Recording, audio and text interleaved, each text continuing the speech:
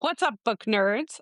I'm here to give a quick shout out to one of our favorite bookish small businesses, Well Read Candle Company. If you need your home or office to smell like your favorite book boyfriend or maybe your favorite small town vibe to get you through the day, you have to check them out. It's a woman-owned business making some of the best bookish scents, and we are fully obsessed. We will link the website in the show notes, and don't forget to use code WHATTHESMUT10 to save 10% on your order.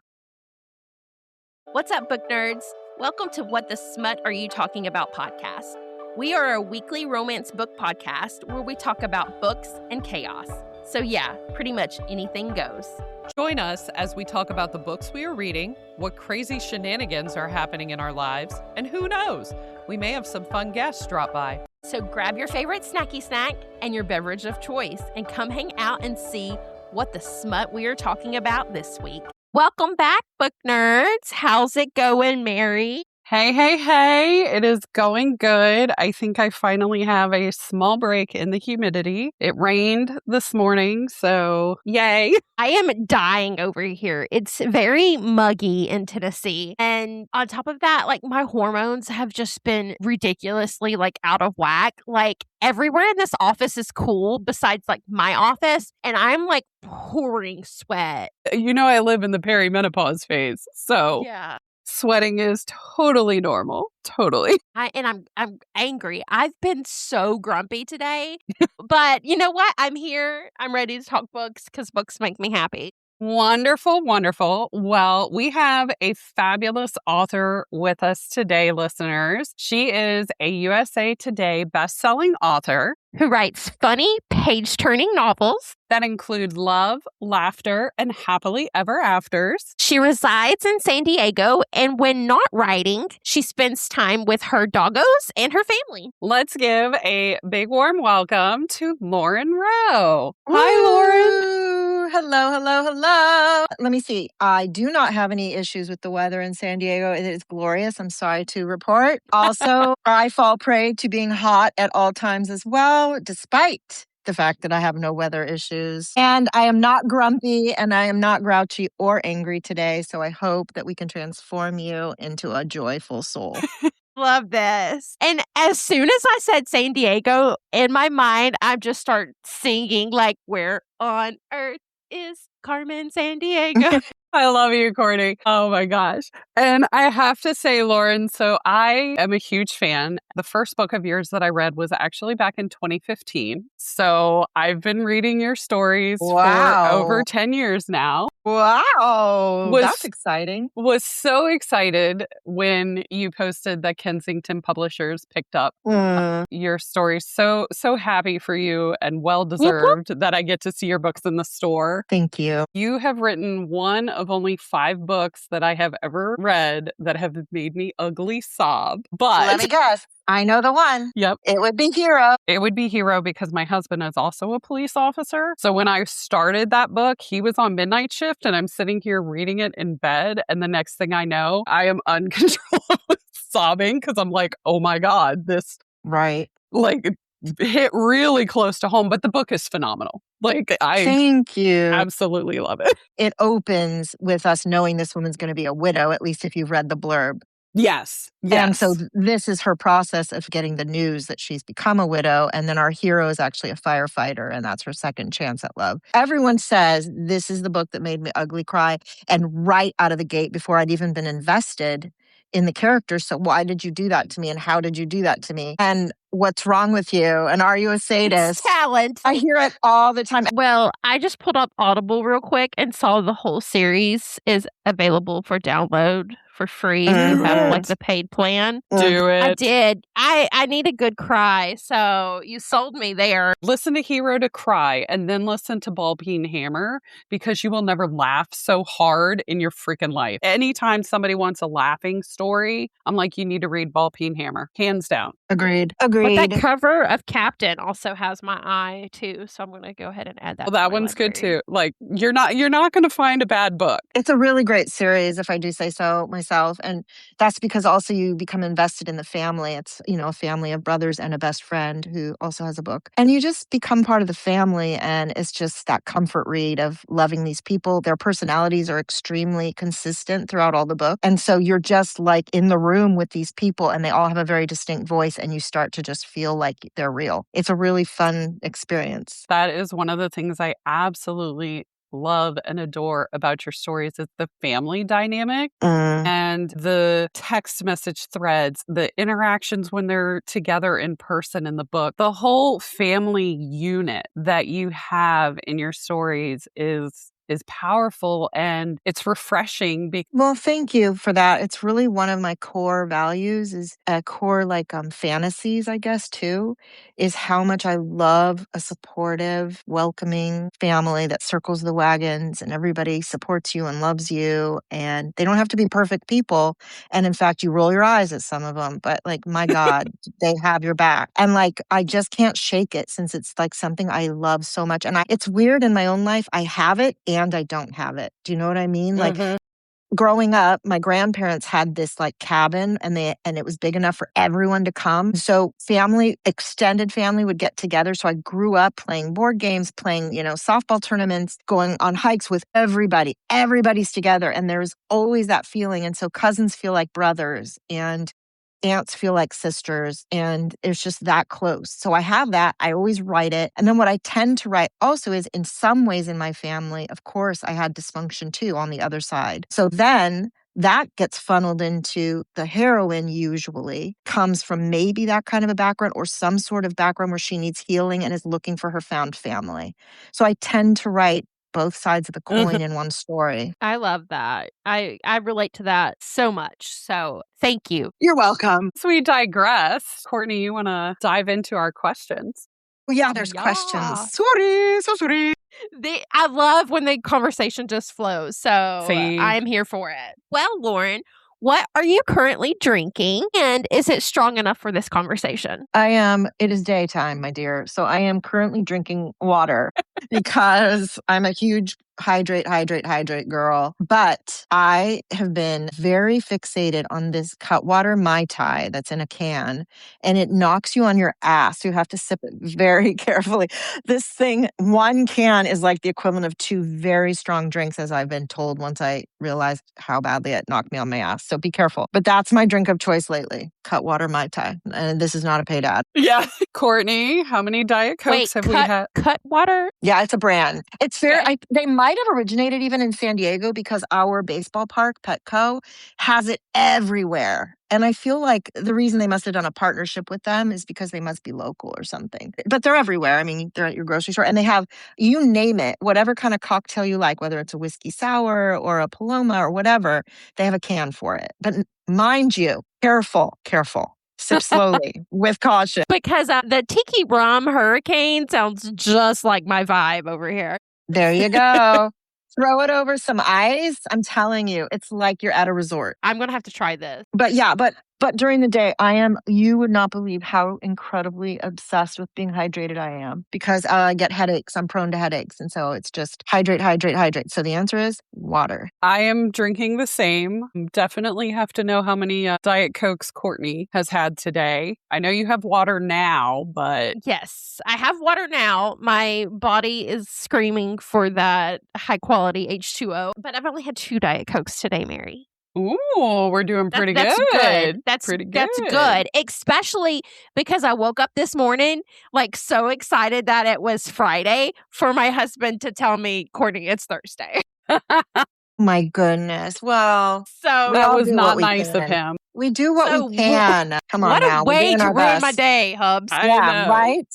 Thank you, For Hubs. sure.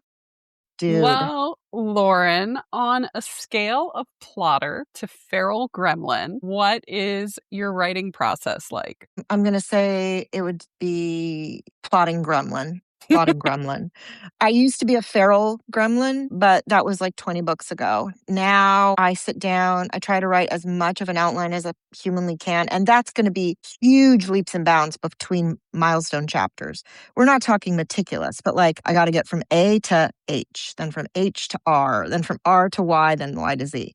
And I'm just trying to figure out these major plot things that I know are going to happen. And then I get going. And then without fail, my characters lead me astray, zigging, zagging all over the place. I follow weird threads that I'm like, oh, this is hilarious. How could I ever have not thought of this at the time? And then it all somehow falls together and I wind up where I said I was going to wind up. But the journey to get there is absolutely bonkers. I love that. You never know. Like, I can't tell you how many times I'm generally like not a funny person. I have my moments, and my sister tends to bring out the worst in me. Like, when we get together, it's chaos because I just feed off of her energy, and it's like, let's go. And so I will jot down just like some crazy stuff I say to her, and I'm like, this is like perfect material for a book one day. Well, see, that's actually a perfect example is that because you're in this moment with your sister, you have a comeback for her that you never would have thought of if you were just sitting there alone in a room staring at a wall. It's situational. It's in the moment. Your brain brings you something you never anticipated. And that's how writing is. It's just I am sitting alone, but it's characters going off each other in my head, bringing it out of me in a way that I wouldn't have anticipated. So I think you ask any author and they'll tell you, especially if their books are funny, and mine are typically pretty funny, is it's this weird place where I'm having a conversation and it brings it out of me that isn't normal for just my boring self. It's a crazy process. It's really cool. And I mean, there are people, I'm always surprised because a lot of people who know me are like, you are hilarious. Like in my life though, I'm like, I am because I'm not. I'm very disappointed. Trust me, I will disappoint you. But in my books, I grant you, when I'm a character, I can be very funny. And it's just the crazy stuff that comes up. I have no idea how it happens. I love it. Maybe there's hope for me yet. There is. I know it. Well, when did you make the jump from this writing, is a fun thing to do to, oh, this is now my new personality? Okay, so it's going to be a downer, but it turns into an upper. Okay, we're here for it. Okay, first of all, I always wrote. I mean, I wrote as a kid. I went to UCLA and I was in the theater school and I wrote plays. I wrote. I wrote diaries. I'm a writer. But then I went to law school after theater school because, coward. And then law school led to me being a lawyer for 13 years. And then I got breast cancer and it was very aggressive. And I was told, drop everything. Like we're talking chemo, radiation, you got to do this right effing now. And so during that process, when I was in chemo and everything, I wrote my first book, which was a memoir, a cancer memoir. And that got me immediately a great agent and a publishing deal. The book was fantastic, as it turns out. And that had been on my bucket list. And I really thought this might be time to literally fulfill my bucket list. So I wrote the book. And little did I know, I came out the other side great, fully healthy. This was now a long time ago. Never had another issue, knock on wood. And that agent led to me being able to change my name and decide to write fiction because everyone read the memoir and was like, oh my God, girl, you should be writing fiction. This is hilarious. This is great. Even though it's a cancer memoir, I was laughing my ass off. And I was like, I can write. So I wrote my first Lauren Rowe book, which was The Club. I already had the agent. And to answer your question about how it became a professional endeavor, I turned it into my agent to see if they could get any foreign deals because it's self-published, but I have the agent for foreign deals and there were auctions for it. I mean, it was crazy.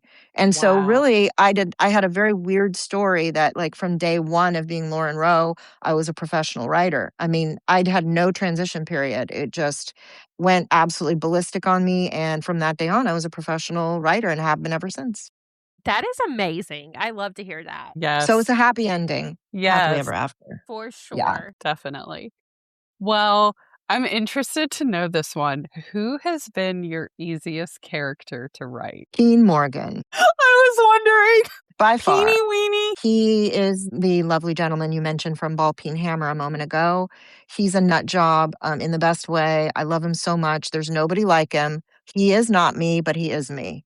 And so I could sit down, and the minute I put on my Keen Morgan cap, his voice just flows out of me in a way that I don't understand. It's like being a medium, and he just totally commandeers my brain and takes over and writes the book for me. Love it. Gosh, that is so cool. Wish he could be like a detective or something so that I could have a Peeny Weeny series where he runs around trying to solve crimes.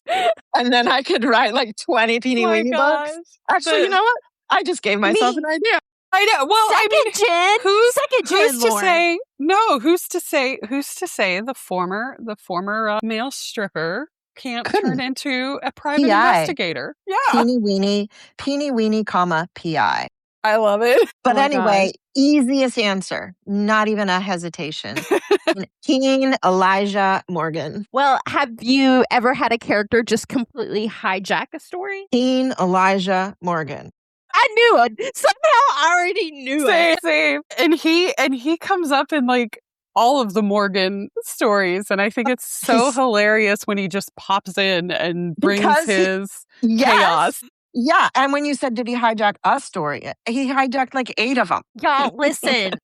I am currently reading too many books at one time right now, and y'all are making me about to add another one. You need to start at the club, then you need to go to Josh and Kat, and then you need to go to the Morgans, and then we can progress from there. But in my opinion, that is how you need to read these books. I am on Reclamation, so I am on that Awesome. one. Yeah. So You're good. I loved Obsession. I actually I bought the whole like club series like on Audible, and Thank you. you're welcome. I'm obsessed with it. I love it. Thank you. Yeah. So then the next group of books, Josh and Kat, as you know, are the side characters in the club series, but then they get their own trilogy. And in book 3 of that, Kat brings Josh home to meet her family, the Morgans. So, and FYI, I love shared worlds too. I mean, I'm obsessed with it. Now, because this is a little heads up, you're getting a scoop. Nobody knows this.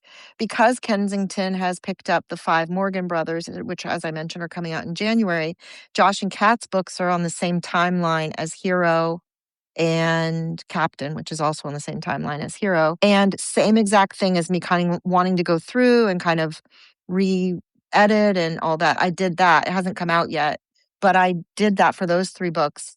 The version you're going to be reading is not that one, but I added some more Morgan content because I wrote Josh and Kat before I'd written the Morgans. And now that I know the Morgans so well, when I was rewriting or editing Josh and Kat and she went home, I'm like, oh God, there's just so many more voices in my head now.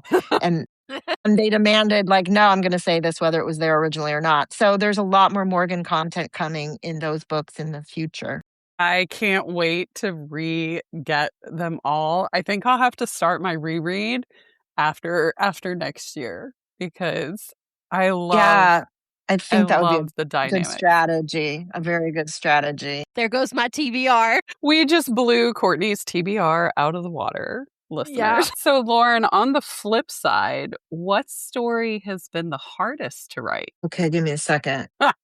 I want to answer you honestly. I think, let's see, for a variety of reasons, I'm going to say Finding Home was very hard to write.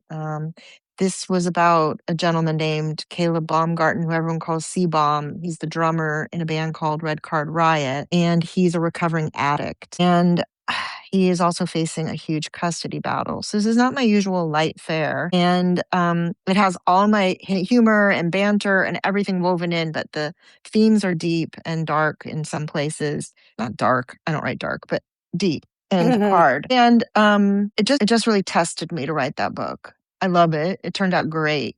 But the process of it was a bit difficult. And then I'm going to say this didn't turn out to be hard, but it was daunting. There's a trilogy called the Reed Rivers trilogy. And the protagonist there, the male character, is this music mogul who had already appeared as a side character in many books. And he was a dick. Yes. And he was such a dick. And he's such a dick. And everybody was like, he's such a prick. Everybody hated him. And I hated him. And then I made him a main character. And I was like, how do I make him like swoon worthy and drool worthy when I think he's a dick? And it was so fun to write once I dug in and got his backstory and got into his head. And he's still a prick, but he's our prick. Yep. We love Reed. Yeah. So it turned out to be really fun to write those books. But I mean, I put it off. People asked for Reed way back when he very first appeared. Well, that's not true. He first appears with Josh and Kat. But Uh-huh. then he's sort of a love triangle. He's not really a love triangle, but the main character in Captain is jealous of him and thinks he represents a threat to his goal of winning the woman. Anyway, he appears several places, and people over the years kept saying, "We want Reed, we want Reed." And I was like, "You're gonna have to write it then." I don't know. I don't know how to do it. And so when the time finally came, I was just like, and then it turned out so great, and I love it so much. Okay, book nerds, a quick interruption for something that you might find useful. If your TBR is unhinged as mine and you need a way to consume more books without quitting your day job, Audible will be your best friend. You can grab a free 30-day trial using the link in our show notes, which means you can listen to all the romance, fantasy, and morally gray men to your heart's desire. Perfect for your commute, your hot girl walk, or when you're pretending to be productive, but you're actually just listening to smut. And yes, audiobooks absolutely count as reading. I will die on that hill. So grab your free trial with our link in the show notes and you can thank me later. Well, kudos to you because it's a very fine line on how to write someone that, that just isn't an asshole, like a lovable asshole, if you will. And yeah, Definitely. and you know what? I wasn't sure I was capable of it because I tend to listen, nobody's perfect, not my characters for sure, but the people in my books that they're flawed, but they're not flawed in a way where they're unkind or just basically bad people. Mm-hmm. And there's a place for that in romance. I'm not shading it. I'm just saying I don't typically produce that as my romantic fantasy. And so I wouldn't normally find myself writing that. And then here I was writing Reed for 3 books, no less. And I was like, oh, I love him. I'm just loving him. I'm eating him up with a spoon. So you never know. But I tend to really, really drool over really hot golden retrievers. That's usually my Same. cuppa. That's my Yeah. cuppa, if I have to pick. And I'm not saying I don't like a nice asshole too. I write those too. But if I had to be stranded on a desert island, it's going to be like a Keen Morgan or Luca McGuire, whom I just wrote and is on his way to y'all. So yeah. What is a tiny detail that a reader will never notice, but you completely obsess over? And this can be in any of your books. It's actually going to be an overarching answer. And that is that I am obsessed with creating different books on the same timeline that share multiple scenes or a scene. Like, for instance, they all go to the same party. They all go to the same opening of Climb and Conquer, Rock Climbing Gym. And you see the same party, and that's a good example. You're going to see that same opening party of the rock climbing gym in Hacker in Love, Josh and Kat, Captain, and there may be more. Oh, Hero as well. 4 books in different people's experiences and different people's stories. You're going to the same party. It happens in the Reed Rivers books as well. We all go to Reed's house for the same party. So what I'm obsessed with is at a certain moment in the party, the band is playing X song. Okay, I'm going to say that in every book that the band is playing X song. So we know it's the exact same moment across all 4 books. That will clock us that this is where this person went to the bathroom in this book. This person went to the back office. This person went around a corner to talk to Mama Morgan. This person hugged this person over here and had the secret conversation. So I'm obsessed with everything lining up like a Jenga and you not even fully realizing it as you're reading all the books that I have meticulously plotted it so that I know who is where at that exact moment doing what and nothing is inconsistent. You must have mad organization skills. I don't. I have. Never. I know. And people always ask, oh my God, how do you keep track of it? Do you have one of those boards with all the yarn attaching everything from the meme? And it's all me in my head. I have a weird, like specific ultra talent for this one thing. And I also flip to this exact place in the book and this reconfirm. But it's like I already knew it was there. And then I go, yep, yep, yep, yep, yep. And then I open all 4 books all at once, across the board. Yep, yep, yep. Okay. So it's safe for them to go walk through the party here and they won't see Ryan because this is when he's in the back office with Hen. Okay, perfect. So then I'm not going to be inconsistent because they can walk through the party and they won't see this other character where if they'd seen them, it would have ruined the moment. So I don't know. I'm a nut. I love it. But people I won't even love it. appreciate it. Yeah, people don't necessarily understand just how meticulously I put together all my books in a way where if there's an interlocking, overlapping scene, you can be guaranteed I did it perfectly. That is awesome. I have so much respect for your brain right now. I know it's very odd. It's an odd thing. And then there are the random readers who email me. It'll be like, I double checked everything. I looked it all up. What's wrong with you? Wow. And that is like makes my day and I'm not expecting an average reader to get it or connect the dots or even check up on me. But the few who do, they always go, oh my God. Can I answer one more answer? It's the same question. Research. People aren't going to realize. Let's talk about hero, for instance. Okay, my hero is about a firefighter. Well, you may not, as an average reader, realize that I then went to my local firehouse and I interviewed no less than 8 firefighters and I ate dinner with them. Then I went on a ride along. Then I went on a cadet training. And then I had the chief battalion on speed dial. I did my research so that throughout the book, but in this one particular scene in particular, I wanted everything that happened in his job on the job to happen correctly per his training. I wanted everything he said into his walkie-talkie to be exactly right, what he'd say in that moment, what he'd feel in that moment, what he'd think in that moment. I wanted everyone on his team trying to help him to be doing exactly the right thing. So I got it right. And then I had the firefighters read that chapter and they all said, how did you do this? So that's one example. Or Keen Morgan he's a stripper. So I hired a male stripper and I interviewed him and I Yes. made sure to get him right and his profession right and his take on things right. So the level of research that I do, and those are just 2 examples, I do it for every book. The level of research is absolutely bonkers and unhinged. And that's another level of detail that an average reader would never understand and just think I don't know, pulled it out my butt. But I didn't. I just really, really, really love research. That is insane. To be a fly on the wall in that interview with the stripper. Yeah, it was absolutely crazy. And in fact, when I called the agency and said I wanted a stripper, I happened to be traveling into LA with a whole crew because doesn't even matter, but I had a job where I was interviewing people for this show. And so I had a whole crew with me and we were staying at a hotel. And I called the agency and I said, I need a male stripper. I'm an author. And she goes, let's not tell him you're an author. You can just come and do his thing and then you can interview him. I was like, if you say so. So this poor guy showed up and I didn't want to be, hurt. So I brought him down to the hotel bar where my entire crew was first and just interviewed him. And of course, I didn't tell him I was an author. So the guy's like, okay, hi. And then I'm like, all right, let's go up and you can do your little thingy for me. And he was like, okay. And I found out later when I interviewed him, he's like, women don't hire a one-on-one male stripper. Men go try to do that, pull that crap, but women don't. And so he kept saying like, is this a birthday party or a present to yourself or a divorce party? I'm like, no. And I didn't tell him because she told me not to, but he was so confused. And he really was just a stripper. I wasn't hiring a gigolo or anything. And so he did his dance and he was like, okay, ta-da. And I was like, perfect.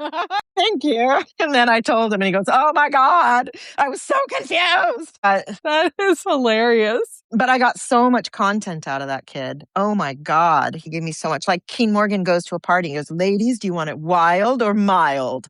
And that was something he asked me. I said, I want it as wild as you can possibly give it to me. And then he was like, and again, I don't have a bunch of cheering friends. We're not woohooing and drunk and, all amping each other up. I'm just this very quiet, very calm lady. I would like it as wild as you can possibly give it to me. I must have come off like a serial killer. Did you have pen and paper with you taking notes? I did, but I didn't show that to him at first. I just put that aside and just sat there with my hands clasped and just watched. So I can only imagine how absolutely crazy This is that the was. best. Oh my God. It was super fun. Thank So you. that's the other answer. So both answers, I think. Oh my gosh. Thank you so much for that little gem. Yes, yes. And this last question might tie into similar what you just answered, but what is the craziest thing you've had to Google for research? I should have been prepared with this. It's okay. I now vaguely recall you telling me this in advance. The Sabian? Yeah, like the Sibian is probably, let's say that. That's good.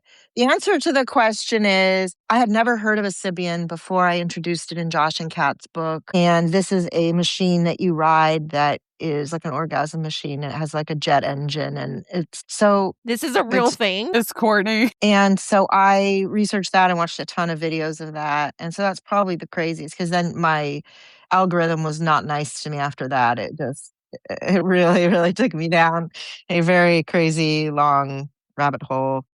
I would say that would have to be at the Sibian. Thank you. Yes. Yeah. And it's just the number of videos I watched were just like, it's endless. Women writing these things on YouTube. So yeah. Courtney's speechless. She's like, It's this, Courtney, it's this literal dildo attached to this box, and you shove the dildo on you and you sit down, and then there's a cord with a controller, and you just make the dildo say woo, woo, woo, woo, woo inside of you. And then there's also something against you that's vibrating in the exact spot, if you know what I mean.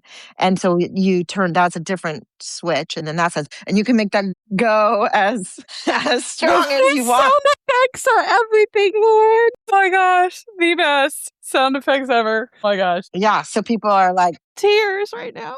yeah. So women are just having like exorcisms on this thing.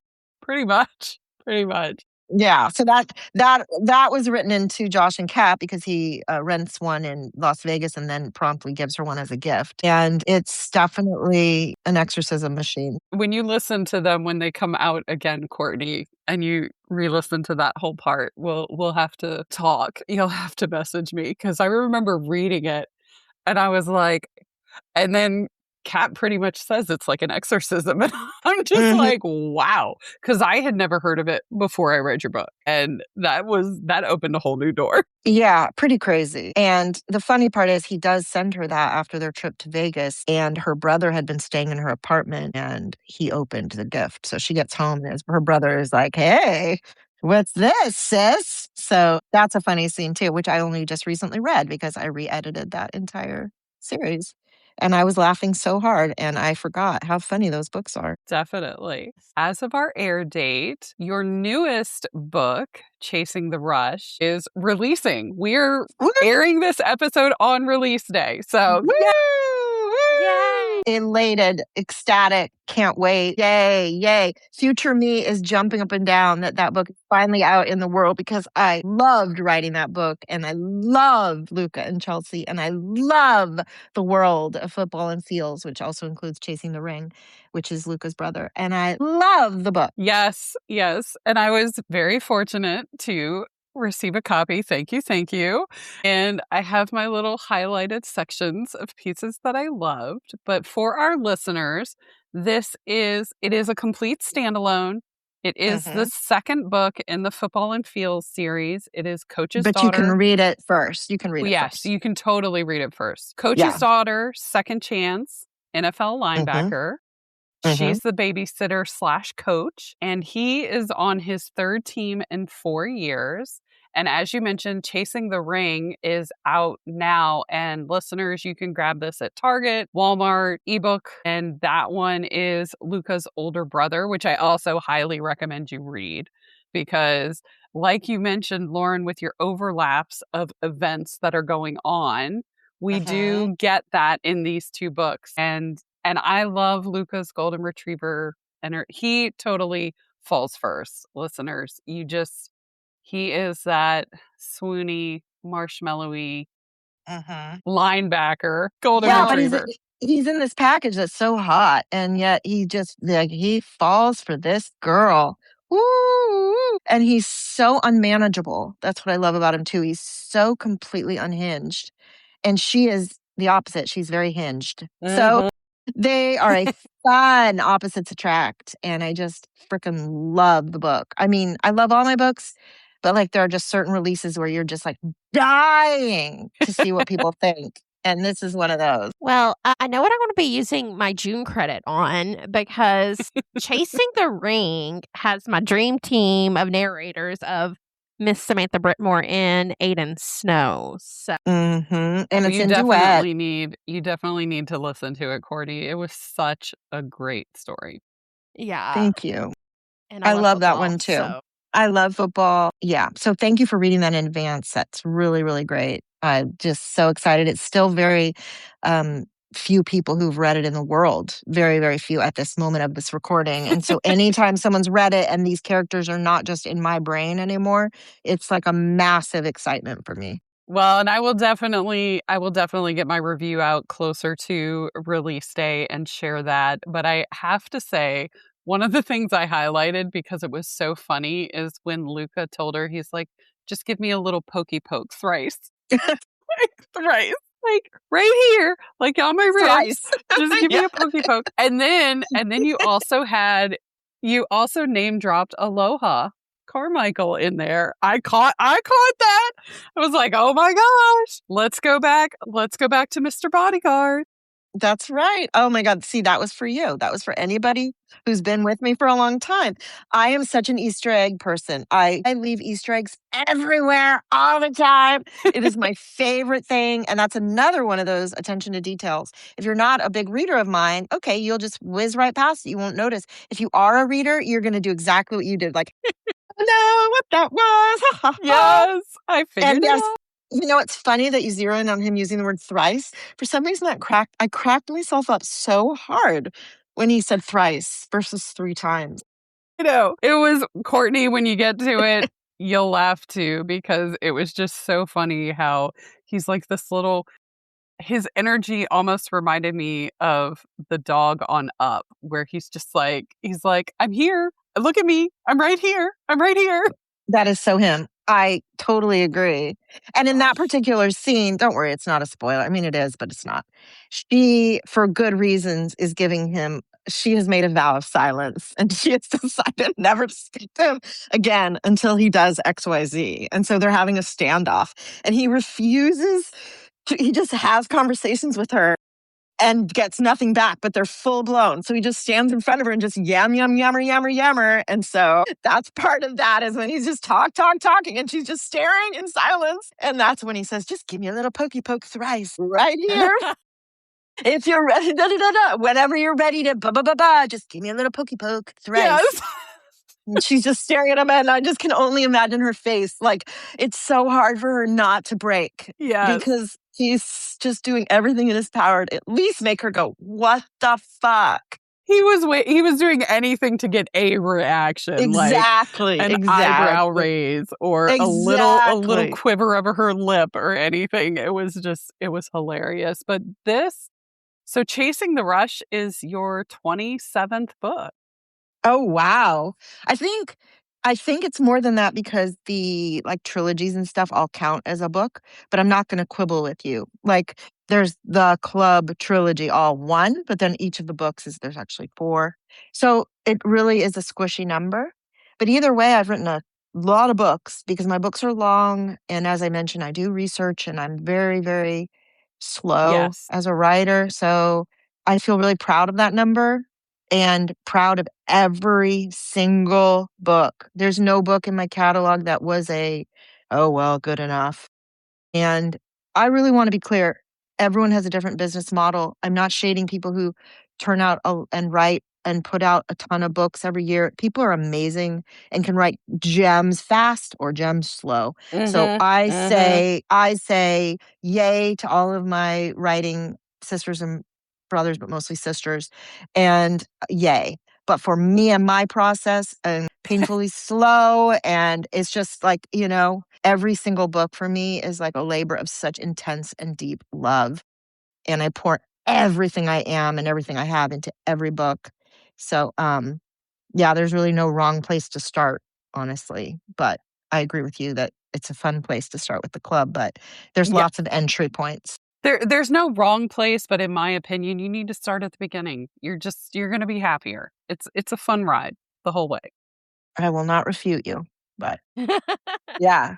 So thank you. I really appreciate you've been reading me for so long. And Courtney, thank you for being excited to dive in and read some of my books. It's really nice of you to be interested. Yes. Like I said, when did I first pick up the club? I want to say it was sometime last year. I bought the book 1 on Audible. And I read it and I told my sister about it. I'm like, listen, this is hilarious. I love this story. But I was like, it's like part of 3 books, but you got to read this one. But then I saw like that you did the trilogy together. So then I went and bought the trilogy. And so then I had to restart because I waited too long. I was like, I need a refresher. So at this point, I just want to go back to the beginning again. I'm bad Just about to doing be clear, that. when you said it's hilarious, you were talking about the club? Yeah, with the whole I have a dark sense of humor sometimes. No, So no. I'm not offended. And I have a dark sense of humor as well. It's just that I don't normally hear people say that about the club. They say it about all my further books where I really loosened up in my humor. Those were my first ever books, and I didn't let my humor out as much as I think I know I did later, and felt more and more and more confident that, oh, well, just going to let my freak flag fly. And so the only reason I said, wait, we're talking about the club is because I don't normally hear that about those books, even though I do find them to be very funny. I think it was the coffee house scene where Oh, yeah, that is funny. yeah. Yeah, where it was it the color wristbands or something like that? Yep. Yep. Yeah, Yep. Yes. and it's like her and her friend, and like literally I was chuckling so hard, and because I listen to audiobooks like while I work all day, and my boss comes in here and she's like, "What are you laughing about?" And I'm like, "It's just this book. It's this really funny part." You're right. That is But funny. yeah. Hey, I forgot. Am I mixing my books up? Because, like, when I think Oh, of the no. club, that's the scene I think of because that's, like, what resonated with me. No, I totally agree. And I think that the humor in that book comes from his cluelessness mostly, Yeah. in that his lack of self-awareness. He has so much to learn and doesn't know it. And I think he's funny, but he doesn't think he's funny. Well, listeners, we are moving into our reading and unhinged thoughts. And what are we watching? So, Courtney, I will start with you on our vibe check of what you are listening to. And I have a feeling you're going to blow our minds. Yeah. Ooh. So I started a new book this weekend. My friend was telling me about it, and it was on Libby, and I put a hold on it forever ago, and it finally came available.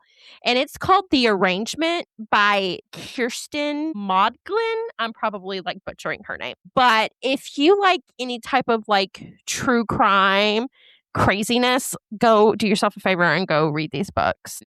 It is so crazy. Like it starts, I don't want to give too much away, but it starts off with this like husband and wife where their marriage is in trouble. So they get the bright idea instead of, separating, they're just going to try to date other people anonymously, like using this app. And it just backfires on them completely. And within like the first 10 minutes, you're like, what the fuck? So it's very good. And I'm finishing up Buckham Cowgirl by V. Taylor. She writes darker stuff, very heavy emotional books. So this was like her first time writing rodeo type cowboy-ish. So I've been dying for this, and it finally came out this month. So I had to download it. And then NetGalley just approved Wrong Cabin, Right Time. I couldn't tell you what it's about. I just thought the cover was really cool. So I was I like, love all that. right, I'll request it. That one's by C. Hallman. And then depending on what kind of mood I'm in, I also have the new like 50 Shades Darker because of Savannah Peachwood and Teddy Hamilton doing like duet narration on I know that. those are some of your fave narrators. Yes. Yeah. So I was really excited when Teddy announced that he was redoing the audiobooks. And then when I saw Savannah, I was like, yes. So I got them early. They come out on the 26th this month. So I'm trying to make Awesome. my way through all three of them. What about you, Mary? What are you reading? Well, I did just burn through Chasing the Rush. So I am actually starting in on Volek by S.J. Tilley. That is her newest release. So diving into that one. Love this for you. I am not as feral and chaotic and unhinged as you are with multiples going on at the same time. So, and I'll have a book that I will be proofreading and formatting later this week, early next week. So that will be on my radar to read and proof while I format it. So busy. So how about you, Lauren? Have you had a chance to read anything, or are you not reading at the moment? I don't read when I'm writing, but I just turned in book 3 of Football and Fields. And so I've had a little brief time here, and I dove right into one of my very good friends just released a book called Forged in Fire, and that's A.L. Jackson. Yes. Ooh, yeah. She is so talented, and her brain works in a way that is so foreign to mine. She's so poetic, and it's not put on. It's how she thinks. It's how she writes. Her sentence structure is just so unique and beautiful, and I just can't get over her prose. I enjoy her stories. Me too. Yeah. So that's what I'm reading, and I'm really proud of her, and she's just a badass in every way, and so that's what I'm reading. Awesome. Well, what are you watching, Mary? So it's funny that you did the opening that you did because in the background, I have been having the animated show of Where on Earth is Carmen Sandiego. So the fact that you sang that is my God. hilarious because that is what I have playing in the background sometimes when I'm not in meetings or not having to really focus. But it's summertime, so there's not a whole lot on. Sometimes we'll watch sports that are on, but I'd rather be reading at that point. You know what is on? I Love was going to Island. say, I know what you're watching. I know what you're watching. Mary, I'm obsessed. The people on this show is so messy. So messy. Lauren, if you want some good research, go watch some Love Island because those people, whoo. I've seen a couple seasons of it and they are absolutely hilarious. But that is not what I am watching at the moment. I don't know if it's my turn yet. Definitely. What are you watching? I am watching The Other Bennett Sister Ooh. on BritBox. And I don't know if you're Pride and Prejudice girlies, but I am. And it is about Mary Bennett and her. It's like a total fanfic of Pride and Prejudice because there's all these Pride and Prejudice references and it is so delicious and I love it. And it's not spicy or anything because it's just like Pride and Prejudice, but I'm watching it and I love it. I love it. I love it. I love it. You are actually the second author we've had on who is watching that. I have BritBox and I've seen teasers for it and I really want to watch it, but I just haven't had the time to dedicate to go in and watch it yet. I love it. I'm watching it with my daughter. I raised her on Pride and Prejudice, the BBC miniseries. Mm-hmm. We have also seen the movie with Keira Knightley, of course, but I raised her on the miniseries. And when I say raised her, she and I watched it once every year, starting when she was probably 8. And to this day, she carries on the tradition with her best friend, and they get together once a year to binge watch the whole thing. I love that. Yeah, I can't sit down and watch the whole thing anymore because I'm quite a bit older than her and I've seen it now many more times because my mom introduced it to me. But it is just a tradition in our house and we're obsessed. And so we love it here. Can't get enough.